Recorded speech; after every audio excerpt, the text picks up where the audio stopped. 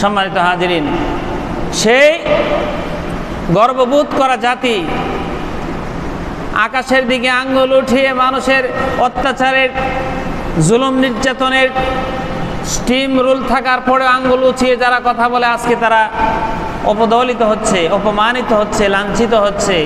বিভিন্ন জায়গায় তাদের অধিকার দেওয়া হচ্ছে না, তারা অধিকার থেকে অধিকার হারা হচ্ছে, বিভিন্ন অত্যাচারের শিকার হচ্ছে। কেন? তার একটা মাত্র অন্যতম কারণ, তার ইমানের মধ্যে ঘুণে ধরেছে। আওয়াজ দিয়ে বলেন, ইমানের ভিতর কি ধরেছে? ঘুণে ধরেছে। আপনার বাড়ির ফার্নিচারের কাঠ যতই দামি হোক না কেন, ওই ফার্নিচারে যদি পানির ফোঁটা পড়ে, 1 দিন 2 দিন 3 দিন 10 দিন এইভাবে করে পানির ফোঁটা পড়তে থাকলে এক সময় দেখা যাবে আপনার দামি ফার্নিচার, দামি কাঠ দিয়ে তৈরি করা ফার্নিচার আস্তে আস্তে ঘুণে শেষ করে দেয়।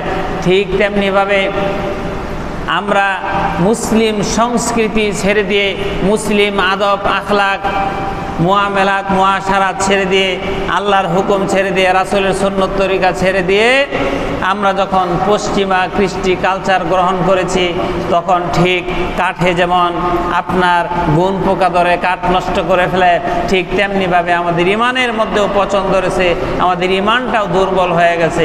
আমরা এখন বলতে পারি কচুর পাতার ভিতরে পানি যতক্ষণ থাকে তাও মনে হয় কিছুক্ষণ থাকবে, কিন্তু আমরা যখন ঘর থেকে বের হই, নামাজ পড়ে মসজিদ থেকে বের হই, ওয়াজ মাহফিল ছেড়ে যখন ওয়াজ মাহফিল থেকে আমরা বের হই, তখন আমাদের ইমানটা কচুর পাতার পানি থেকে দুর্বল। কখন যেন ইমানটা কচুর পাতার পানির মতো হারিয়ে যায়, নষ্ট হয়ে যায়, ইমানটা দুর্বল হয়ে যায়। কথা ঠিক কিনা বলেন?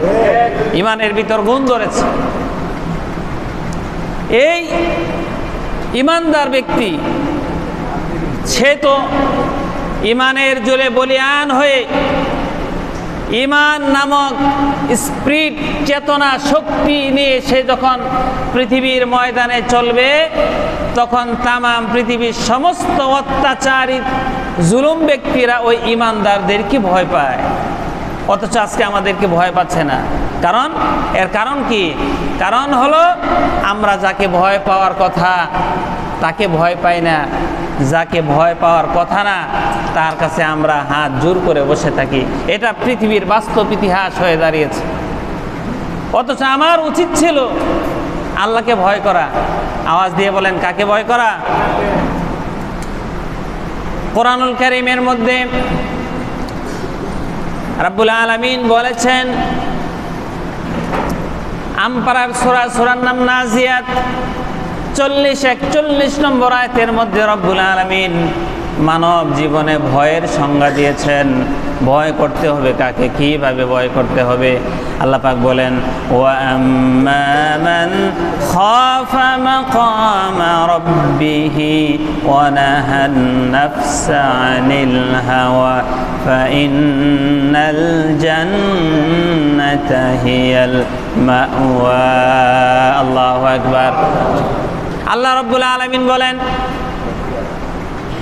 মানুষ পৃথিবীর পরাশক্তিকে ভয় পাবে না, মানুষ পৃথিবীর ইসরায়েলকে ভয় পাবে না, আমেরিকা, রাশিয়া, চীনকে ভয় পাবে না, কোনো বীর বাহাদুরকে মানুষ ভয় পাবে না। ওই ব্যক্তি ভয় পাবে না যার ভিতরে ঈমান নামক দৌলত আছে। জোরে বলেন তো কি আছে? আরো জোরে বলেন, কি আছে? ঈমান আছে। ঈমান থাকার কারণে সে মানুষকে ভয় করে না, শাসককে ভয় করে না, অত্যাচারীকে ভয় করে না, জুলুম নির্যাতনকারীকে ওই ব্যক্তি ভয় করে না, কারণ তার ভিতরে ঈমান নামক দৌলত আছে।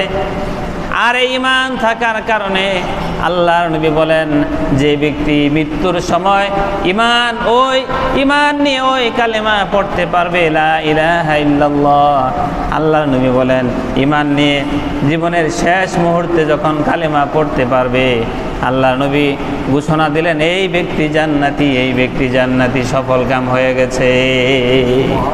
সে সফল কাম, ঈমানের কালেমা, ঈমানের সাক্ষ্য সে জন্মেও দিয়েছে, মাঝখানে দিয়েছে, মৃত্যুর সময় মৃত্যুর পথযাত্রী ব্যক্তির মুখ থেকে ঈমানের কালেমা লা ইলাহা ইল্লাল্লাহ উচ্চারিত হয়েছে।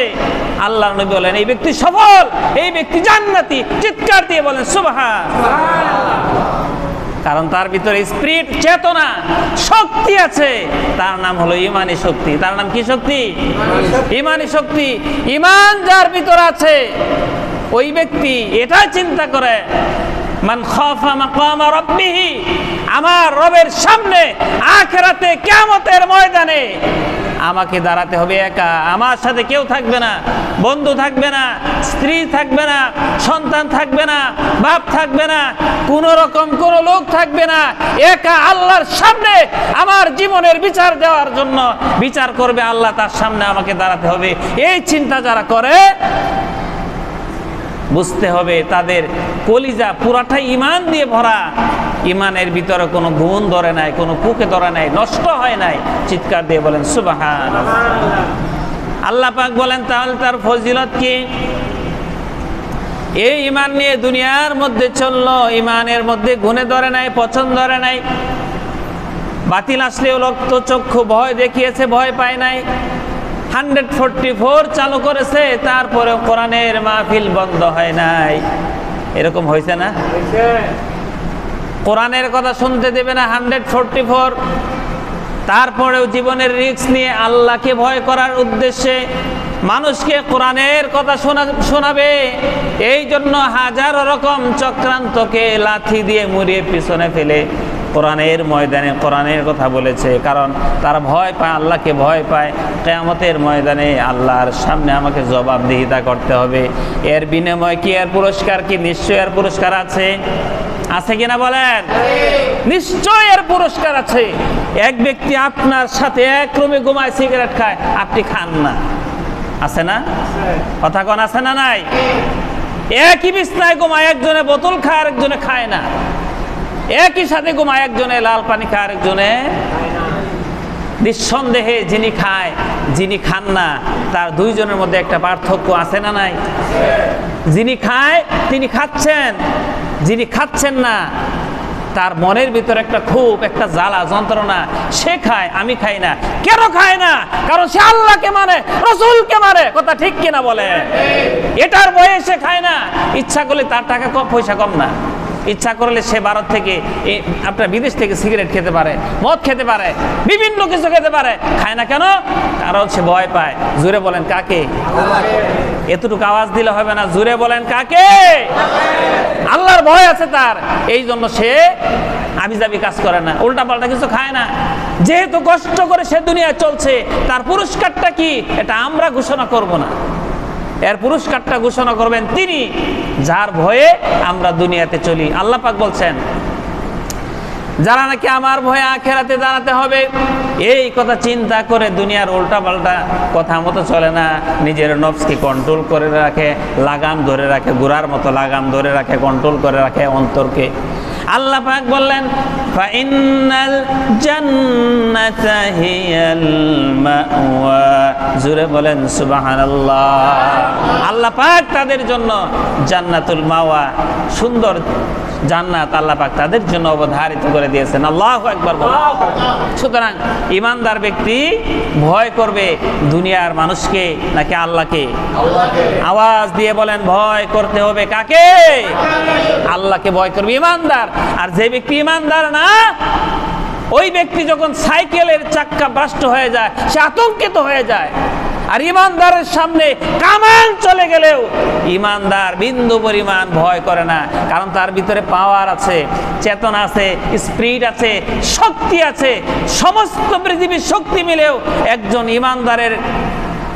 ইমানদারকে সে কখনো ভয় দেখাতে পারে। এটা হলো ইমানদারের শক্তি।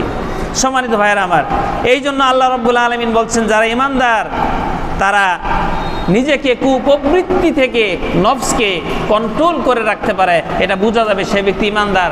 আমাদের পৃথিবীতে ইমান যার আছে আর যার ইমান নাই আমরা সহজেই বুঝতে পারি। বিভিন্ন ক্ষেত্রে, বিভিন্ন জায়গায়, কলা কৌশলে, আচার আচরণে, কথাবার্তায়, উঠা বসায়, লেনদেনে, সব জায়গায় যার ইমান আছে তার আচার আচরণ, যার ইমান নাই তার আচার আচরণ বিন্দু পরিমাণ কশ্চিন কালেও একরকম হতে পারে না। এটা প্রমাণ। প্রিয় ভাইয়েরা আমার, আল্লাহ রাব্বুল আলামিন আরো বলেন ইমান যারা এনেছে পদে পদে স্টেপ বাই স্টেপ তাদের পরীক্ষা থাকবে। আজকে পরীক্ষা দিচ্ছে ইরান, এটা আমরা বলতে পারি ইরান আজকে পরীক্ষার সম্মুখীন। এর আগেও পরীক্ষা দিছে ফিলিস্তিন, এর আগেও পরীক্ষা দিছে বিভিন্ন রাষ্ট্র, বিভিন্ন দেশ, বিভিন্ন জাতি, বিভিন্ন গোষ্ঠী, ব্যক্তি, সকলেই পরীক্ষা দিতে হবে। কারণ ঈমান এনেছে এটা বললেই তো, মুখে বললেই হয়ে যাবে না। আল্লাহ পাক বলেন, আহাসিবান নাসু আইয়ুতরাকু আইয়াকুলু আমান্না ওয়া হুম লা ইফতানুন। এই পৃথিবীর লোক সংখ্যা, তুমি মনে করেছ তুমি সেই কোন খানদানি বংশের মানুষ? ঈমান এনেছ, ঈমান আনার পরে একটু নামাজ আদায় করো, একটু সাদকা করো, একটু দান সাদকা, মানুষদেরকে হাদিয়া একটু খাওয়াও, হজ্জের সময় হজ করো, সামান্য কিছু আমল করো, আর মনে মনে তুমি খুশি, আমি তো সালাত আদায় করি, আমি তো রমজান মাসে রোজা রাখি, আমি তো দান সদকা করি। জীবনেও তোমার ইসলাম প্রতিষ্ঠিত হোক এই পৃথিবীতে, এই মনোভাব তোমার নাই। ইসলাম প্রতিষ্ঠিত হোক এই চিন্তা চেতনা নাই, জিহাদের প্রেরণা নাই, তামান্না নাই, এগুলি নাই। ইসলাম প্রতিষ্ঠিত হোক। বাংলাদেশের 100% মানুষের মধ্যে 100% মানুষ দেখবেন অনেকেই চায় না ইসলাম প্রতিষ্ঠিত হোক, অনেকেই চাইবে না। বলবেন হুজুর কেন চাইবে না? কারণ ওই রকম মানুষই চায় না পৃথিবীতে দেশে ইসলাম প্রতিষ্ঠিত হোক। ইসলাম প্রতিষ্ঠিত হলে পরে চুরি করার কারণে যার হাত কাটা যাবে, সে কশ্চিন কালেও ইসলাম প্রতিষ্ঠিত হোক এটা চাইবে না। ইসলাম প্রতিষ্ঠিত হোক ওই দুলাভাই চাইবে না যে তার শালীর সাথে আকাম কুকাম করে। ইসলাম প্রতিষ্ঠিত হলেই তার পাথর মেরে দুনিয়ার থেকে তাকে সঙ্গে সার করে বিদায় করে দেওয়া হবে। যারা কলমের খোঁচায় লক্ষ কোটি কোটি টাকা আত্মসাৎ করে, নিজের দেশের টাকা বিদেশে পাঠায় দেয়, এই রকম লোক কোনোদিন আপনি বিশ্বাস করে স্বর্ণাক্ষরে লিখে রাখেন, তারা চাইবে না বাংলাদেশে ইসলাম প্রতিষ্ঠিত হোক। চাইবে? কোশ্চিন কালে চাইবে না। আর আল্লাহ পাক বলছেন তুমি ঈমান আনছো, আর ঈমান আনার পরে মনে করছো আমি জান্নাতে ঢুকে যাব না। আইয়ুতরাকু আইয়াকুলু আমান্না ওয়া হুম লা ইফতানুন। পদে পদে স্টেপ বাই স্টেপ ধারাবাহিকভাবে তোমাকে আমি পরীক্ষা করব, যাচাই বাছাই করব।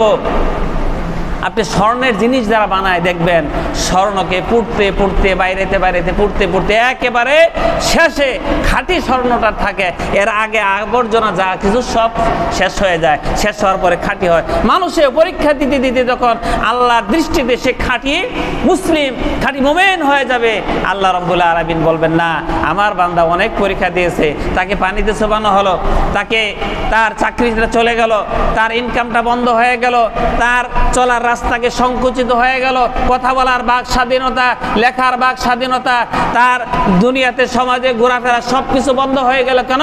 সে ইসলাম প্রতিষ্ঠিত করতে চায়। ইসলাম মানে ইসলাম পৃথিবীতে কায়েম হোক, আল্লাহর দ্বীন কায়েম হোক, এটা মানার কারণে এটাই তার অপরাধ।